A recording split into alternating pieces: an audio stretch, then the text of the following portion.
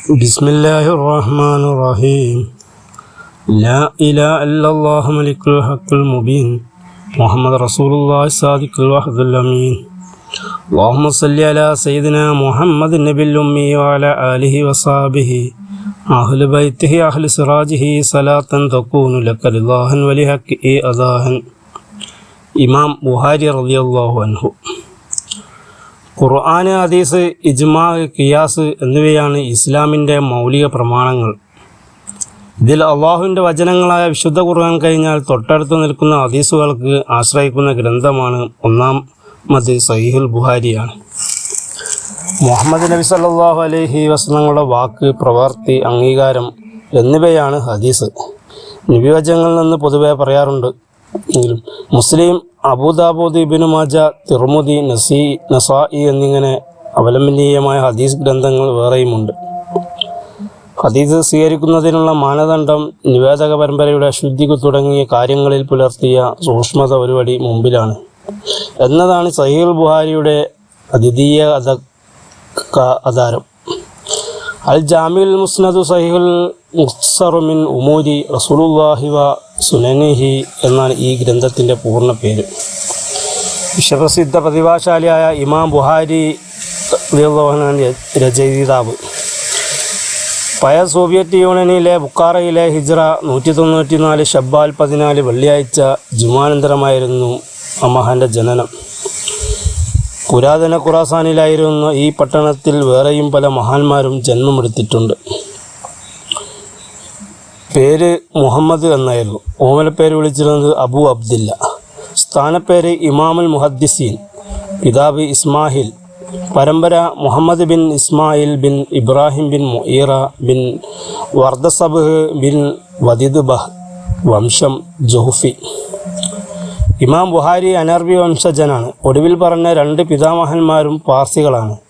ബദർസ് വഹ് എന്നാൽ കർഷകൻ എന്നാണ്. മൂന്നാമത്തെ പിതാമഹൻ മുഹീറ ബുഖാറയിലെ ന്യായാധിപൻ യമാൻ ജോഫി മുഖേന ഇസ്ലാം സ്വീകരിക്കുകയും ബുഖാറയിൽ തന്നെ സ്ഥിരതാമസമാക്കുകയാണ് ഉണ്ടായത്. ആര് മുഖേന മുസ്ലിം ആകുന്നുവോ അദ്ദേഹത്തിൻ്റെ വംശകബീലത്തിലേക്ക് ചേർത്ത് പറയുന്ന പതിവുള്ളത് കൊണ്ടാണ് മുഹീറ മുതൽക്കുള്ള പിൽക്കാലക്കാർക്ക് ജോഫി എന്ന കുടുംബപ്പേര് കൈവന്നത്. ഇമാം ബുഹാരി അടക്കം ആരെയും സ്വന്തം വംശമായ റക്കിലേക്ക് ചേർത്ത് പറയാറില്ല. ബുഹാരി ചെറുപ്പത്തിൽ അന്ധനായിരുന്നു. ജന്മന അന്ധനായിരുന്നു അദ്ദേഹം. അതല്ല, രോഗം മൂലം അന്ധത പിടിപെട്ടതാണെന്നും അഭിപ്രായമുണ്ട്. ഏതാകട്ടെ ഇരു കണ്ണുകൾക്കും കാഴ്ചയില്ലാതിരുന്നുവെന്നതും ഡോക്ടർമാർ കൈയൊഴിഞ്ഞ കേസായിരുന്നുവെന്നതും തർക്കമറ്റ സംഗതിയാണ്.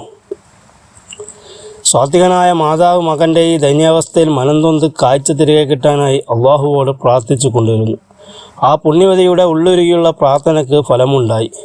കൺമണിയുടെ കണ്ണുകളിൽ നിന്നും ഇരുട്ടകന്നു. നിങ്ങളുടെ തീരാക്കരിച്ചിലും പ്രാർത്ഥനയും കാരണമാണ് മകൻ കാഴ്ച ലഭിച്ചു വന്നത്.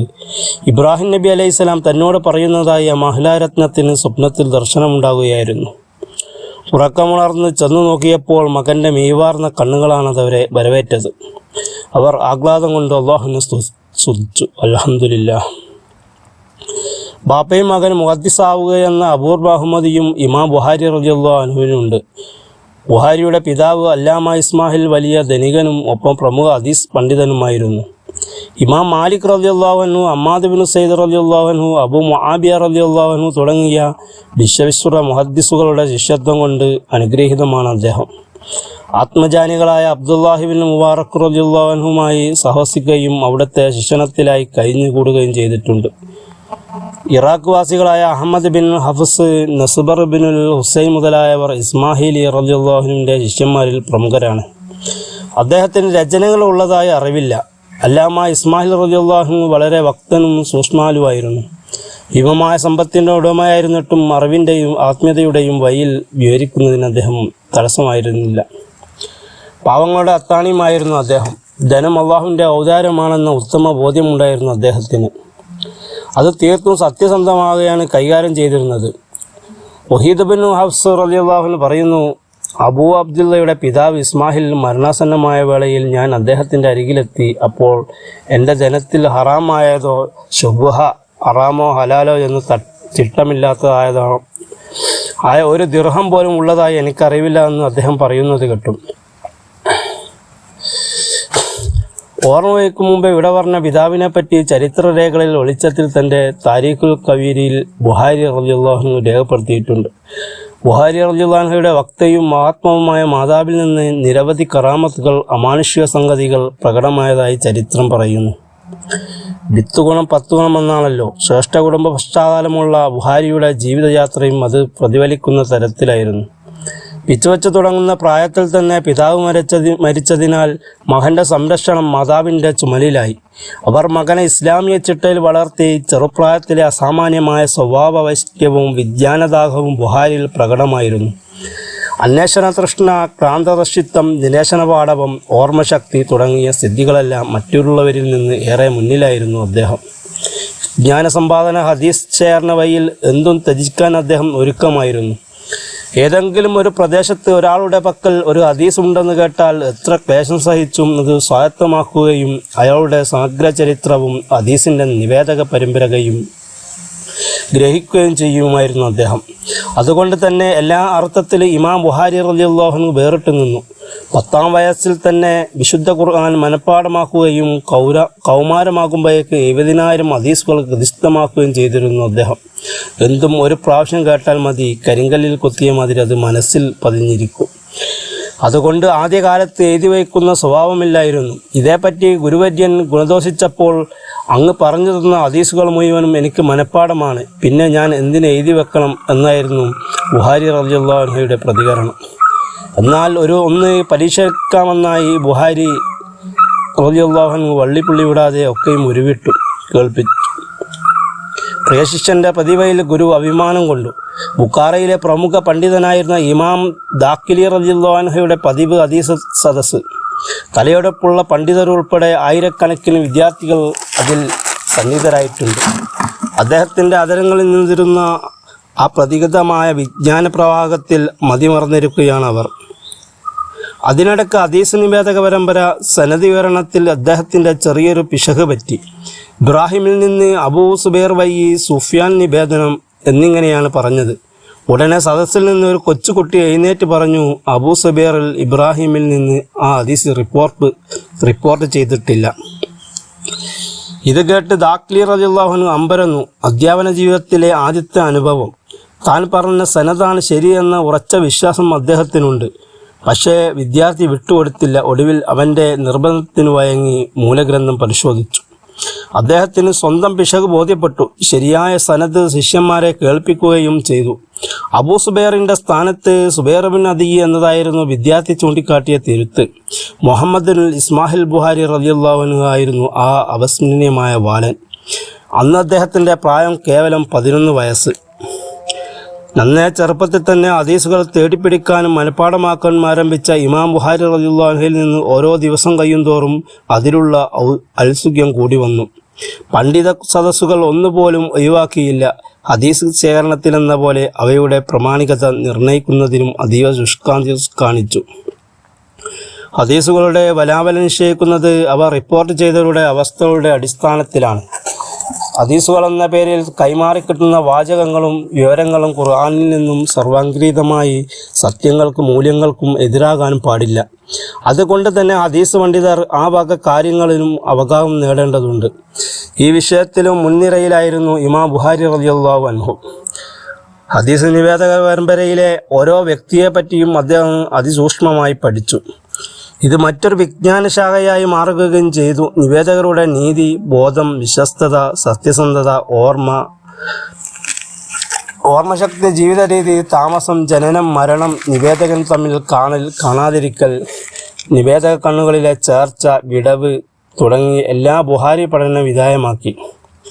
ഹദീസ് വിജ്ഞാനീയങ്ങളിൽ ആണ്ടിറങ്ങിയ അദ്ദേഹം ഒറ്റ നോട്ടത്തിൽ പരസ്പര വിരുദ്ധങ്ങളായി തോന്നാവുന്ന ഹദീസുകൾ കൂട്ടിയോജിപ്പിക്കുന്നതിലും ഹദീസുകളെ ഖുർആനികാശയമായി ബന്ധിപ്പിക്കുന്നതിലും നിപുണനായിരുന്നു. അക്കാലത്തെ ഒന്നാം നിര പണ്ഡിതരായ മുഹമ്മദ് ബിൻ സലാമുൽ വൈഖന്ദി, മുഹമ്മദ് ബിൻ യൂസുഫുൽ വൈഖന്ദി, അബ്ദുല്ലാഹിബിൻ മുഹമ്മദ് അൽ മുസ്നദി, ഇബ്രാഹിമുൽ അഷ് തുടങ്ങിയവരായിരുന്നു ബുഖാറയിലെ ഇമാം ബുഹാരിയുടെ ഗുരുനാഥന്മാർ. 15 വയസ്സായപ്പോഴേക്കും ഈ പണ്ഡിത ജ്യേഷ്ഠന്മാരിൽ നിന്നെല്ലാമെല്ലാമായി 70,000-ഓളം ഹദീസുകൾ അവയുടെ നിവേദകം പരമ്പരയും സ്വായത്തമാക്കി. ഇതിനു പുറമെ ഇബ്നുൽ മുബാറക്കിൻ്റെയും വക്കീഹിൻ്റെയും ഗ്രന്ഥങ്ങൾ ഇസ്തമാക്കുകയും ഗവേഷണപടുക്കളായ പണ്ഡിതരുടെ വിശേഷണങ്ങളും വിധികളും ഗ്രഹിക്കുകയും ചെയ്തു. പിന്നീട് ഇസ്ലാമിക കേന്ദ്രവും അറിവിൻ്റെ ഉദ്യാനവും പ്രവാചകശ്രേഷ്ഠരുടെ പാദസ്പർശനമേറ്റ അനുഗ്രഹീതമായ ഹിജാസിലേക്ക്, മക്ക, മദീന, ത്വായിഫ്, ജിദ്ദ എന്നിവയ്ക്ക് പൊതുവായ പേരാണ് ഹിജാസ്. ഹിജ്റ 210 ബുഹാരി റളിയല്ലാഹു അൻഹുയുടെ 16-ാം വയസ്സിലായിരുന്നു ഈ യാത്ര. ബുഖാറ വിട്ടുള്ള ആദ്യ യാത്രയും ഇതുതന്നെ.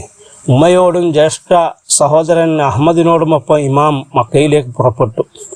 ഹജ്ജ് കഴിഞ്ഞ ശേഷം ഉമ്മയും സഹോദരൻ നാട്ടിലേക്ക് മടങ്ങി. ബുഹാരി വിജ്ഞാന സമ്പാദനാർത്ഥം മക്കയിൽ തങ്ങി. അവിടുത്തെ മഹാപണ്ഡിതന്മാരെ ഓരോരുത്തരെയായി സമീപിച്ചു ഹദീസുകൾ കരസ്ഥമാക്കി.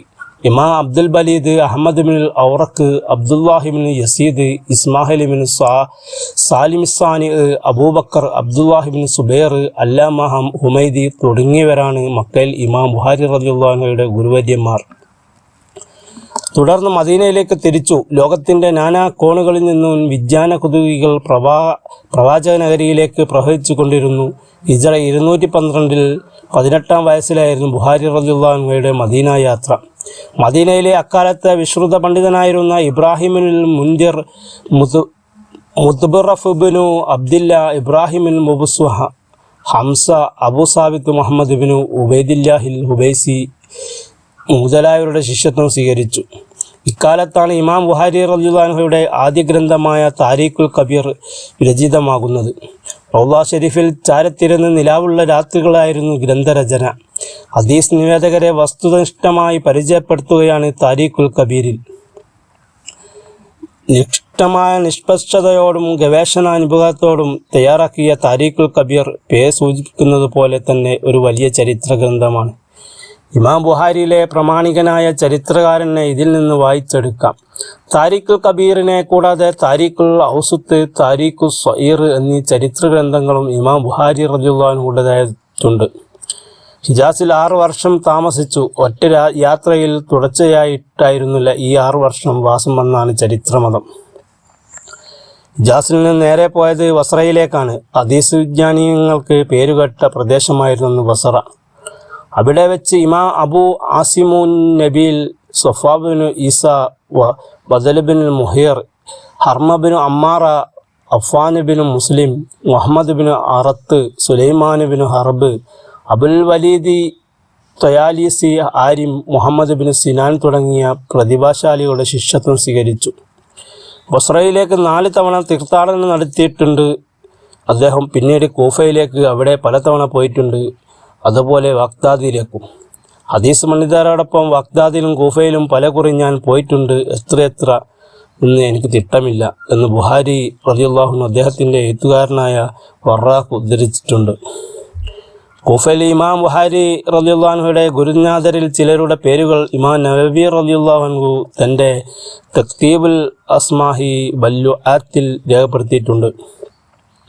അബ്ദുല്ലാഹിബിൻ മൂസ, അബൂ നഹീം, അഹമ്മദ് ബിൻ യാക്കൂബ്, ഇസ്മാഹിൽ ബിൻ അബാൻ, വാലിദ് ബിൻ മുഖല്ലദ്, സയ്യിദ് ബിൻ ഹഫ്സ്, തൽഖ് ബിൻ ഹിനാം, ഉമർ ബിൻ ഹഫ്സ്, ഖുർബത്ത് ബിൻ വബി, സ്വത്ത് ബിൻ അഖബത്ത്, അബൂ ഹസാൻ എന്നിവരാണവർ.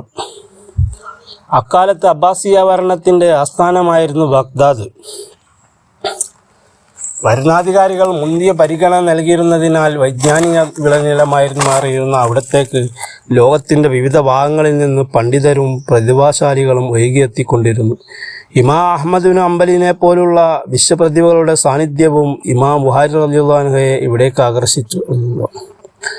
ഇമാം അഹ്മദ് ബിൻ ഹംബൽ റളിയല്ലാഹു അൻഹു, മുഹമ്മദ് ബിൻ ഈസ സബാഹ്, മുഹമ്മദ് ബിൻ സാഹിഖ്, ഷരീഹ് ബിൻ അഹ്മാർ റളിയല്ലാഹു അൻഹു എന്നിവർ ബഗ്ദാദിൽ ഇമാം ബുഹാരി റളിയല്ലാഹു അൻഹുയുടെ ഗുരുനാഥന്മാരിൽ പ്രമുഖരാണ്. പരമസാത്വികരായ പ്രതിഭാശാലികളെ കൊണ്ട് അനുഗ്രഹീതമായിരുന്നു ബഗ്ദാദിൽ. പക്ഷേ സ്വഭാവശുദ്ധിയില്ലാത്ത പണ്ഡിത വേഷധാരികളും ഉണ്ടായിരുന്നു. ഇമാം ബുഹാരി റളിയല്ലാഹു അൻഹുയുടെ പ്രശസ്തിയിലും അവിടുത്തെ വിജ്ഞാന സദസ്സുകളിലേക്കുള്ള പൂർവമായ ജനപ്രവാഹത്തിലും അസൂയ പൂണ്ടവർ അദ്ദേഹത്തെ കൊച്ചാക്കാൻ അവസരം പാർത്തു കഴിയുകയായിരുന്നു. അവർ സ്വീകരണ സദസ്സൊരുക്കി ബുഹാരി റളിയല്ലാഹു അൻഹയെ അവിടേക്ക് ആനയിച്ചു. അദ്ദേഹത്തെ പരീക്ഷിക്കാൻ ഉദ്ദേശിച്ച് 10 പണ്ഡിതരെ ഷട്ടം കെട്ടി. അവർ 6 ഹദീസുകളും തിരഞ്ഞെടുത്ത് അവയുടെ മത്തിനും മൂലവാക്യം സനദും നിവേദക പരമ്പരയും പരസ്പരം കൂട്ടിക്കുഴച്ച് സദസ്സിനു മുമ്പായി അവതരിപ്പിച്ചു. ശേഷം അവയെപ്പറ്റി ഇമാം ബുഹാരി റളിയല്ലാഹു അൻഹയോട് ചോദിച്ചു. എനിക്കറിയില്ല എന്നായിരുന്നു അദ്ദേഹത്തിൻ്റെ പ്രതികരണം. അവർ കാത്തിരുന്നതും ഈ മറുപടിയായിരുന്നു. സദസ്സിനും ബുഹാരിയോടുള്ള മതിപ്പ് കുറയാൻ ഇതിനിടയാക്കി. പക്ഷേ ഒട്ടും സമയം കളയാതെ ഇമാം ബുഹാരി റളിയല്ലാഹു അൻഹു ആ പണ്ഡിതർ നിരത്തിയ പരമ്പരയുടെ വൈകല്യങ്ങൾ ചൂണ്ടിക്കാണിക്കുകയും ശരിയായ സനദ് സഹിതം ആ ഹദീസുകൾ ഉദ്ധരിക്കുകയും ചെയ്തു. ഇതോടെ ഇമാമിൻ്റെ പദവിയും പാണ്ഡിത്യവും ബോധ്യപ്പെട്ട സദസ്സ് ഒന്നടങ്കം അദ്ദേഹത്തെ പ്രശംസിച്ചു. ഗൂഢാലോചനകരായ പരീക്ഷകർക്കും അവർക്കൊപ്പം ചേരാതിരിക്കാനായില്ല. 8ാമത്തെയും അവസാനത്തെയും ബഗ്ദാദ് യാത്ര കഴിഞ്ഞ് യാത്ര ചോദിക്കാൻ ചെന്നപ്പോൾ ഇമാം അഹ്മദ് ബിൻ ഹംബൽ റളിയല്ലാഹു അൻഹു വളരെ ദുഃഖിക്കുകയുണ്ടായി. ബുഹാരി ബഗ്ദാദിൽ സ്ഥിരതാമസമാക്കണമെന്ന് ഇമാം ആഗ്രഹിച്ചിരുന്നു.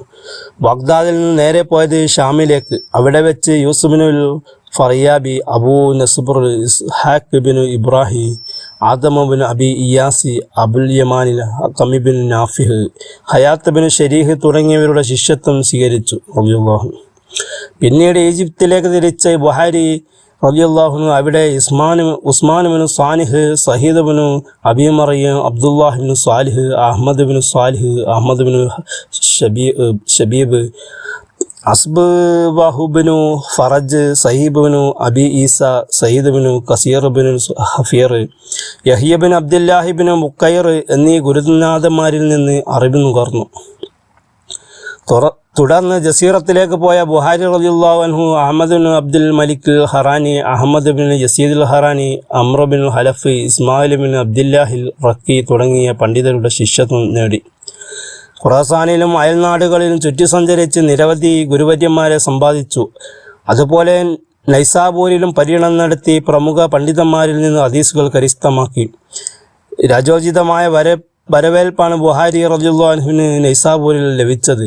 ജനസഹസ്രങ്ങൾ ഒഴുകിയെത്തിയ സ്വീകരണ പരിപാടിയുടെ മുൻനിരയിലുണ്ടായിരുന്നത് സ്വന്തം ഗുരുവര്യൻ മുഹമ്മദ് ബിൻ യഹ്യദ്ദുഹിൽ റളിയല്ലാഹു അൻഹു തന്നെയായിരുന്നു.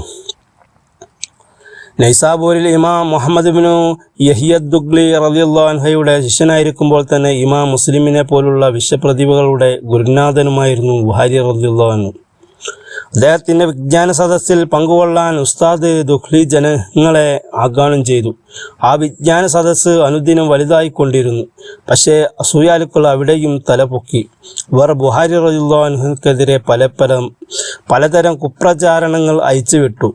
ജനം അതെല്ലാം പുച്ഛിച്ചു തള്ളി. എന്നാൽ താൻ മുഖേന സമൂഹത്തിൽ ഛിദ്രതയുണ്ടാകരുതെന്ന് നിർബന്ധമുണ്ടായിരുന്ന ബുഹാരി റളിയല്ലാഹു അൻഹു താമസിയാതെ നൈസാബൂരിനോട് വിട പറഞ്ഞു. നേരെ പോയത് ജന്മനാടായ ബുഖാറയിലേക്കാണ്. ഓമനപുത്രൻ്റെ വർഷങ്ങൾക്ക് ശേഷമുള്ള തിരിച്ചുവരവ് ബുഖാറ നിവാസികളെ ഉൾക്കൊള്ളാൻ അണിയിച്ചു. വൻ വരവേൽപ്പാണ് ബുഹാരി റളിയല്ലാഹു അൻഹുവിന് പിറന്ന മണ്ണിൽ ലഭിച്ചത്. ഇമാം തിരിച്ചറിഞ്ഞ് ലോകത്തിൻ്റെ നാനാ ദിക്കുകളിൽ നിന്ന് വിജ്ഞാന കുതുകികൾ ബുഖാറയിലേക്ക് പ്രവഹിച്ചു. ഇമാം ബുഹാരി റളിയല്ലാഹു അൻഹുയുടെ അധ്യാപന വേദികൾ വിജ്ഞാനത്തിൻ്റെ മഹാപ്രവാഹവും ഫതഹുകൾ ഖണ്ഡിതവുമായിരുന്നു. ഹദീസ് ശാസ്ത്രത്തിൽ അക്കാലത്തെ അഗ്രേസരന്മാർ കേട്ടിട്ട് പോലുമില്ലാത്ത വിജ്ഞാനമുത്തുകൾ അദ്ദേഹം ആർജിച്ചിരുന്നു. ബുഹാരി റളിയല്ലാഹു അൻഹുയുടെ ദർസിനും മതവിധികൾക്കുമായി തലമുതിർന്ന പണ്ഡിതന്മാരുൾപ്പെടെ അത്യാഗ്രഹം പ്രകടിപ്പിക്കുകയും അതിനായി അദ്ദേഹത്തെ നിർബന്ധിക്കുകയും ചെയ്തിരുന്നു. പക്ഷേ ഇമാം ഒരു നിമിഷം പോലും വിനയം കൈവെടിഞ്ഞില്ല. ഗുരുനാഥന്മാരും സമകാലിക പണ്ഡിതരും ഇമാം ബുഹാരി റളിയല്ലാഹു അൻഹുയുടെ പ്രതിവാദിത്വം പദവിയും മനസ്സിലാക്കിയതിനാൽ അദ്ദേഹം തങ്ങളുടെ സദസ്സിലിരിക്കുന്നവരിൽ അവർ അഭിമാനം കൊണ്ടു. നിവേദക പരമ്പരയിൽ പിഴവ് സംഭവിക്കുമോ എന്ന് ഭയം കൊണ്ട് വളരെ കരുതലോടെയായിരുന്നു അവർ ഹദീസുകൾ ഉദ്ധരിച്ചിരുന്നത്. സമകാലീനർ അവരവരുടെ കൈവശമുള്ള ഗ്രന്ഥങ്ങൾ ഇമാം ബുഹാരി റളിയല്ലാഹു അൻഹുയെ കാണിച്ച് പ്രാമാണികത ഉറപ്പുവരുത്തുമായിരുന്നു. രാപ്പകൽ വേദ്യമെന്ന വിജ്ഞാന സമ്പാദനത്തിൽ മുഴുകിയ ഇമാം ബുഹാരി റളിയല്ലാഹു അൻഹുയുടെ നാവും ഹൃദയവും സദാ പരിശുദ്ധ ഹദീസുകൾ കൊണ്ട് ആർദ്രമായിരുന്നു. ആർജിച്ച അറിവുകൾ വള്ളിപുള്ളി വ്യത്യാസമില്ലാതെ സൂക്ഷിക്കുന്നതിലും അതീവ ശുഷ്കാന്തി കാണിച്ചു. അദ്ദേഹം രാത്രി പലതവണ ഉയർന്നെഴുന്നേറ്റ് ഓർമ്മയിലെ വിജ്ഞാനശകലങ്ങൾ എഴുതി വെക്കാറുണ്ടായിരുന്നു. 1000 അതിലധികവും പണ്ഡിതന്മാരിൽ നിന്ന് ഞാൻ ഹദീസുകൾ സ്വീകരിച്ചിട്ടുണ്ട്. നിവേദക പരമ്പരയോട് കൂടിയല്ലാതെ ഒരു ഹദീസ് പോലും എൻ്റെ പക്കലില്ല എന്ന് ഇമാം ബുഖാരി റളിയല്ലാഹു അൻഹു പറഞ്ഞതായി ജഅഫർ ബിനുൽ മുഹമ്മദിൽ ഖത്താർ റളിയല്ലാഹു അൻഹു രേഖപ്പെടുത്തുന്നു. അതിലധികവും എന്ന പ്രയോഗത്തിൽ 800ഓളം പണ്ഡിതർ വരുമെന്ന് ചരിത്രം പറഞ്ഞു തരുന്നു. ഹദീസ് തേടിപ്പിടിക്കുക എന്നതുപോലെ അതിൻ്റെ വലാവലങ്ങൾ നിർണ്ണയിക്കുന്നതിനും അതീവ നൈപുണ്യം ഇമാം ബുഖാരി റളിയല്ലാഹു അൻഹുവിന് ഉണ്ടായിരുന്നു. ഹദീസ് ശാസ്ത്രത്തിൽ അത്യാഗതമായ പരിജ്ഞാനമുള്ളവർക്ക് ഹദീസുകളുടെ നിജസ്ഥിതി കണ്ടെത്താനാകും. ഭാഗ്യമായി എല്ലാം സുരക്ഷിതമായിരിക്കെ ഹദീസുകളുടെ പ്രാമാണികതയും സ്വീകാര്യതയും ബാധിക്കുന്ന അതിസൂക്ഷ്മ ഘടകങ്ങൾ, കാരണങ്ങൾ എന്ന് നിർവചിക്കപ്പെട്ടിട്ടുള്ള ഇലൽ ഗ്രഹിക്കുന്നതിൽ ഇമാം ബുഖാരി റളിയല്ലാഹു അൻഹു മറ്റെല്ലാ മുഹദ്ദിസുകളെയും കവച്ചു വച്ചിരുന്നു. ഹാഫിദ് അഹ്മദ് ബിൻ ഹംദൂൻ പറയുന്നു, ഒരു മരണച്ചടങ്ങിൽ ഞാൻ ബുഖാരി റളിയല്ലാഹു അൻഹുയെ കാണാനിടയായി. മുഹമ്മദ് ബിൻ യഹ്യ ദുഗ്ലി നിവേദകരെ പറ്റിയും ഹദീസിലെ ഇലലിനെ പറ്റിയും അദ്ദേഹത്തോട് ചോദിക്കുന്നു. അമ്പിൻ്റെ വേഗത്തിലായിരുന്നു ബുഖാരി റളിയല്ലാഹു അൻഹുയുടെ വിവരണം. അദ്ദേഹം ഖുൽ ഹുവല്ലാഹു ഓതുന്നത് പോലെ തോന്നി. അത്രയും എളുപ്പത്തിൽ എന്ന് വ്യക്ഷ. അബൂ ഹാമിദുൽ അഹ്മശി റളിയല്ലാഹു അൻഹു പറയുന്നു, നൈസാബൂരിൽ ഒരിക്കൽ ഞങ്ങൾ മുഹമ്മദ് ബിൻ ഇസ്മാഹിലിൽ ബുഖാരി റളിയല്ലാഹു അൻഹുയുടെ അരികിലായിരിക്കെ മുസ്ലിമിനു ഹജ്ജാജ് റളിയല്ലാഹു അൻഹു നബി സല്ലല്ലാഹു അലൈഹി വസല്ലമയെ ഒരു സമരത്തിന് അയച്ചു. ഞങ്ങളോടൊപ്പം അബൂ ഉബൈദത്തും ഉണ്ടായിരുന്നു. എന്ന ഉബൈദുല്ലാഹി ബിൻ ഉമർ വഴി സുബൈർ വഴി ജാബിർ വഴി ഉദ്ധരിക്കപ്പെട്ട ഹദീസിനെ പറ്റി ചോദിച്ചു. താബി ആയ ഉബൈദുല്ലാഹി ബിൻ ഉമറിൻ്റെ മുമ്പുള്ള നിവേദകരെ ഒഴിവാക്കിക്കൊണ്ടാണ് ചോദ്യകർത്താവ് ഹദീസ് ഉദ്ധരിച്ചത്. ബുഖാരിക്ക് ആ ഹദീസ് അറിയുമെങ്കിൽ നിവേദക പരമ്പര കൈവശമുണ്ടോ, ഉണ്ടെങ്കിൽ അത് ന്യൂനമാണെങ്കിൽ ന്യൂനതയുടെ സ്വഭാവത്തെപ്പറ്റി അറിയുമോ എന്നെല്ലാം പരിശോധിക്കുകയാകാം ചോദ്യകർത്താവിൻ്റെ ഉദ്ദേശം. ബുഖാരിയാട്ടെ ആ നിമിഷം തന്നെ പൂർണ്ണ പരമ്പരയോടെ ഹദീസ് മുഴുവനായും ചൊല്ലി. ഇബ്നു അബി ഉബൈസ് വഴി സഹോദരൻ സുലൈമാൻ ബിൻ ബിലാൽ വഴി ഉബൈദുല്ലാഹി ബിൻ ഉമർ വഴി എന്നിങ്ങനെ നിവേദക പരമ്പര പൂർത്തീകരിച്ച് കേൾപ്പിച്ചു. ഇതുപോലെ നിരവധി സംഭവങ്ങൾ ഉണ്ടായിട്ടുണ്ട്. ഹദീസുകളുടെ ഇലലിനെയും നിവേദക പരമ്പരയെയും പറ്റി ബുഖാരിയേക്കാൾ സൂക്ഷ്മവിജ്ഞാനമുള്ള ആരെയും ഞാൻ കണ്ടിട്ടില്ല എന്നാണ് ഇമാം തുർമുദി റളിയല്ലാഹു അൻഹു അഭിപ്രായപ്പെട്ടിട്ടുള്ളത്. ആളുകളുടെ ന്യൂനതകൾ ചുഴിഞ്ഞന്വേഷിക്കാനോ പരസ്യപ്പെടുത്താനോ പാടില്ല. വലിയ പാതകമായിട്ടാണ് ഇസ്ലാം അതിനെ കാണുന്നത്. എന്നാൽ പവിത്രമായ ലക്ഷ്യങ്ങൾക്കും പൊതു നന്മയ്ക്കും വേണ്ടി ചിലപ്പോൾ അത് വേണ്ടിവരും. അപ്പോഴും ആവശ്യത്തിലധികം ഒരു അണുത്തൂക്കം പോലും പാടില്ല. ഇങ്ങനെ വ്യക്തി നിരൂപണത്തിന് അധികാരം നൽകപ്പെട്ടവരാണ് ഹദീസ് പണ്ഡിതരും ന്യായാധിപന്മാരും. വ്യാജവാർത്തകളിൽ നിന്ന് വിശുദ്ധ ഹദീസ് വേർതിരിച്ച് മനസ്സിലാക്കപ്പെടണമെങ്കിൽ ലക്ഷണമൊത്ത സത്യസന്ധരായ വ്യക്തികളുടെ അത് കൈമാറി കിട്ടേണ്ടതുണ്ട്. അതുകൊണ്ട് തന്നെ കൈമാറ്റ പ്രക്രിയയിൽ കണ്ണികളായ ആളുകൾ നിഷ്കൃഷ്ടമായ നിരൂപണ വിധേയമാക്കപ്പെടണം. അതേസമയം അത് വ്യക്തിഹത്യമായി മാറുകയും അരുത്. ഈ വിഷയത്തിലും അതീവ സൂക്ഷ്മത പുലർത്തിയ മുഹദ്ദിസായിരുന്നു ഇമാം ബുഖാരി റളിയല്ലാഹു അൻഹു. ഇസ്ലാമിക വ്യക്തിത്വവും ഉന്നത പദവിയും വിളിച്ചോതുന്നതായിരുന്നു ഇമാമിൻ്റെ രീതികൾ. ദ്രവിക്കപ്പെടുന്ന വ്യക്തികൾക്കെതിരെ തിരിയാൻ മറ്റുള്ളവർക്ക് അവസരം കൊടുക്കാത്ത അളന്നു മുറിച്ച പരാമർശങ്ങളായിരുന്നു അദ്ദേഹത്തിൻ്റെത്. ഹദീസ് സ്വീകരിക്കാൻ അസ്വീകാര്യമായി താൻ ഗണിച്ച നിവേദകരെ പറ്റിയുള്ള ബുഖാരി റളിയല്ലാഹു അൻഹുയുടെ പ്രയോഗങ്ങൾ കാണുക. അവർ അദ്ദേഹത്തെ വിട്ടുകളഞ്ഞിട്ടുണ്ട്. തറക്കഹു, ജനം അദ്ദേഹത്തെ നിരാകരിച്ചു.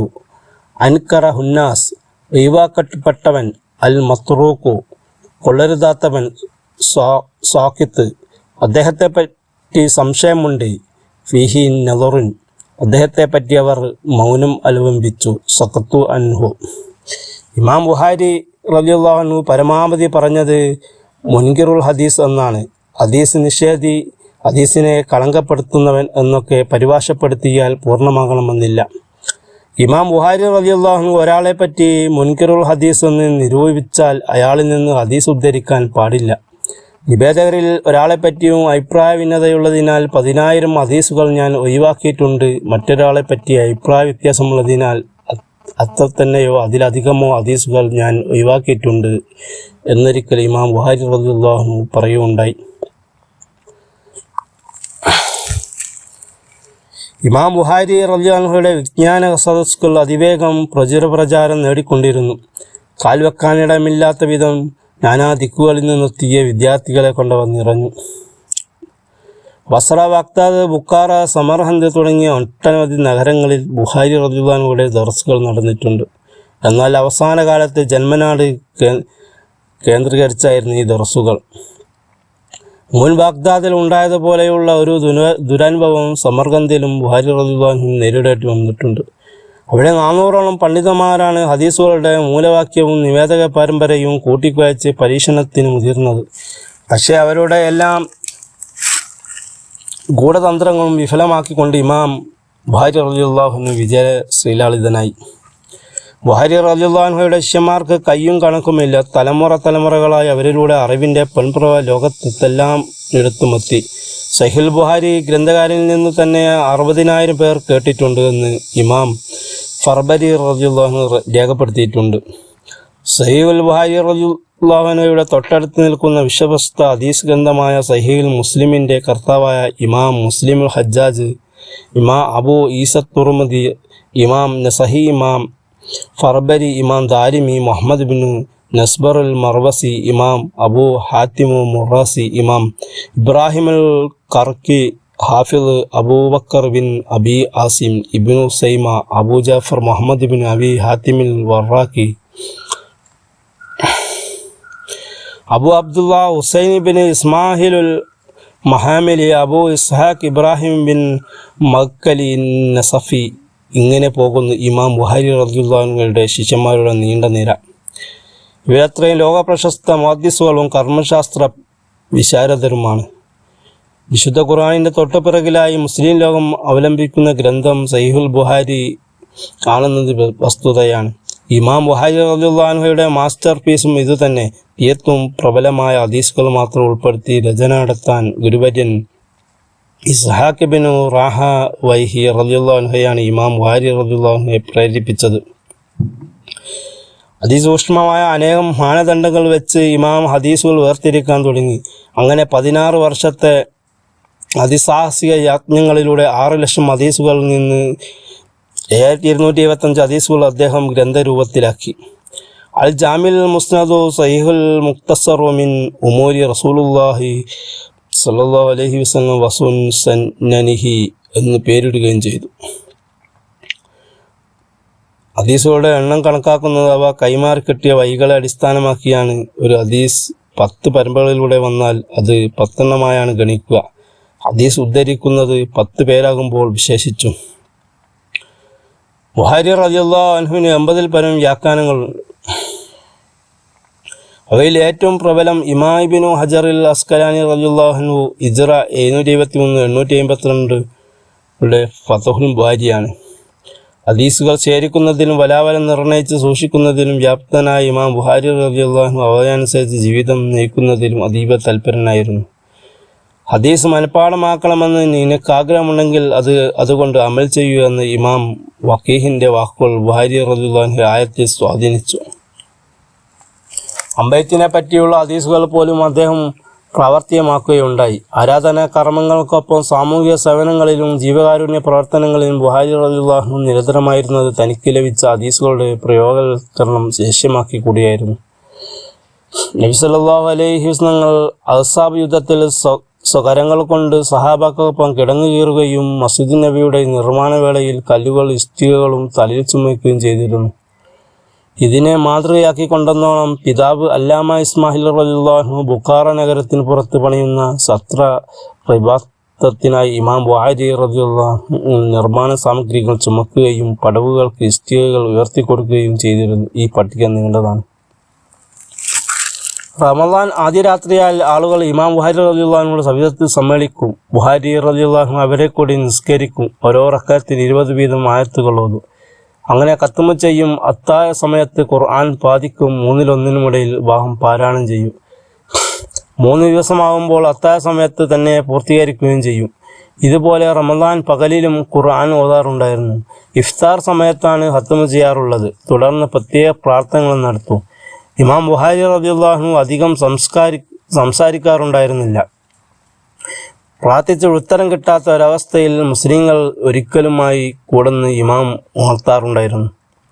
മനുഷ്യൻ്റെ ഭക്ഷണം ഹലാലാകണമെന്നും സംസാരം സത്യമാകണമെന്നും ഹൃദയം സദാ അള്ളാഹുവിനെ ഭയന്നും സ്നേഹിച്ചും കൊണ്ടാകണമെന്നും ഈ വക കാര്യങ്ങളിൽ അവർ ഒരിക്കലും അശ്രദ്ധരാകരുതെന്നും ബുഖാരി റളിയല്ലാഹു അൻഹു ഉത്ബോധിപ്പിച്ചു. പല പ്രവർത്തികളിലും ഏർപ്പെടുന്നതും പ്രയാസങ്ങൾ സഹിക്കുന്നതും ഇമാം ബുഖാരി റളിയല്ലാഹു അൻഹുവിന്റെ പ്രകൃതമായിരുന്നു.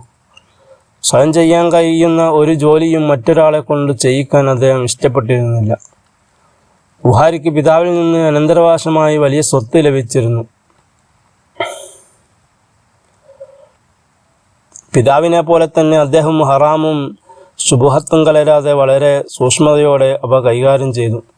സമൂഹത്തിൻ്റെ വിവിധ തുറകളിൽ അവശത അനുഭവിക്കുന്നവരെ കൈയച്ച് സഹായിച്ചു. അദ്ദേഹം ഓരോ മാസവും അനാഥർക്കും അതിഥികൾക്കും മറ്റുമായി 500 ദിർഹം ദാനം ചെയ്യുമായിരുന്നു. ജീവിതം ഹദീസ് വിജ്ഞാനങ്ങൾക്കായി ഒഴിഞ്ഞുവെച്ചതായിരുന്നു. സ്വത്ത് കച്ചവടത്തിന് കൊടുക്കുകയാണ് ഉണ്ടായത്. ലാഭത്തിൻ്റെ നിശ്ചിത വിഹിതം പങ്കുവയ്ക്കുക എന്ന വ്യവസ്ഥയിൽ ഒരാൾ മൂലധനം ഇറക്കുകയും മറ്റേയാൾ കച്ചവടത്തിൽ ഏർപ്പെടുകയെന്ന മുദാറബത്ത് എന്ന ഇനം ഇടപാടായിരുന്നു നടത്തിയിരുന്നത്. ഈ വിഷയത്തിൽ പിതാവ് അല്ലാമ ഇസ്മായിലിൻ്റെ പാത പിന്തുടരുകയായിരുന്നു ബുഖാരി റളിയല്ലാഹു അൻഹു. വലിയ സമ്പന്നനായിരുന്നിട്ടും പിതാവിനെ പോലെ ലളിത ജീവിതമാണ് ഇമാം റളിയല്ലാഹു അൻഹു നയിച്ചിരുന്നത്. ക്ഷമയും സഹനവുമായിരുന്നു അദ്ദേഹത്തിൻ്റെ മുഖമുദ്ര. ഇമാം ബുഖാരി റളിയല്ലാഹു അൻഹു വിവാഹ ജീവിതം നയിച്ചിരുന്നതായോ സന്താനങ്ങളുണ്ടായിരുന്നതായോ അറിവില്ല. പല മഹാന്മാരുടെയും ജീവചരിത്രങ്ങളിൽ നിന്ന പോലെ ബുഖാരി റളിയല്ലാഹു അൻഹുവിൻ്റെ കാര്യത്തിലും ഈ ഭാഗം പരാമർശിക്കപ്പെടാതെ പോവുകയാണ് ഉണ്ടായത്.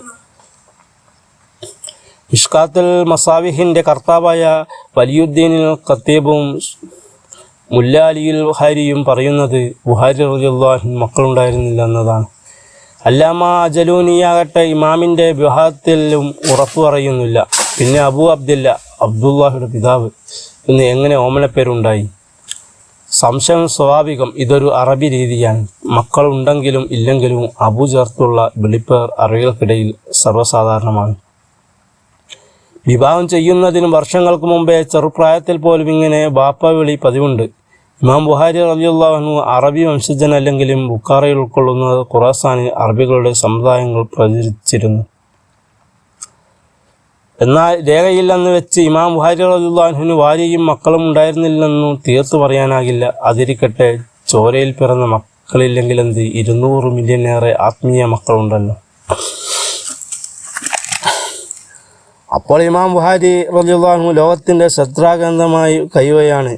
ഭൂമിശാസ്ത്രപരമായ അതിരുകളില്ലാതെ അറിവിൻ്റെ തിരി കൊളുത്താൻ ആളുകൾ അദ്ദേഹത്തിൻ്റെ സവിധത്തിലേക്ക് പ്രവഹിച്ചു കൊണ്ടിരുന്നു. ആ വിജ്ഞാന സദസ്സിൻ്റെ വലിപ്പം കൂടുന്ന മുറയ്ക്ക് ഇമാമിൻ്റെ പേരും പെരുമയും ഏറിയേറി വന്നു. അമ്പിയാക്കളുടെ അനന്തര സ്വത്തും ക്ലേശകരമായ മാർഗത്തിലൂടെ സമ്പാദിച്ചതുമായ വിജ്ഞാനത്തിൻ്റെ മഹത്വം അറിയാവുന്ന ഇമാം ബുഖാരി റളിയല്ലാഹു അൻഹു ഭൗതിക നേട്ടങ്ങൾക്കായി അതിനെ ആരുടെ മുമ്പിലും കാണിക്കവച്ചില്ല. അധികാരസ്ഥാനങ്ങളിൽ നിന്നെല്ലാം അകന്നു നടക്കുകയും ചെയ്തു. വർണ്ണാധിപന്മാരുടെ സ്തുതിപാഠകരായി കഴിയുകയും സമ്മാനങ്ങളും സ്ഥാനമാനങ്ങളും സ്വീകരിക്കുകയും ചെയ്യുന്ന പണ്ഡിതൻ ഇസ്ലാമിക അധ്യാപനങ്ങളോടും അമൂല്യമായ വിജ്ഞാനങ്ങളോടും നീതി പുലർത്താനാവുകയില്ലെന്ന് അദ്ദേഹം ഉറച്ചു വിശ്വസിക്കുകയും മറ്റുള്ളവരെ ഉണർത്തുകയും ചെയ്തിരുന്നു.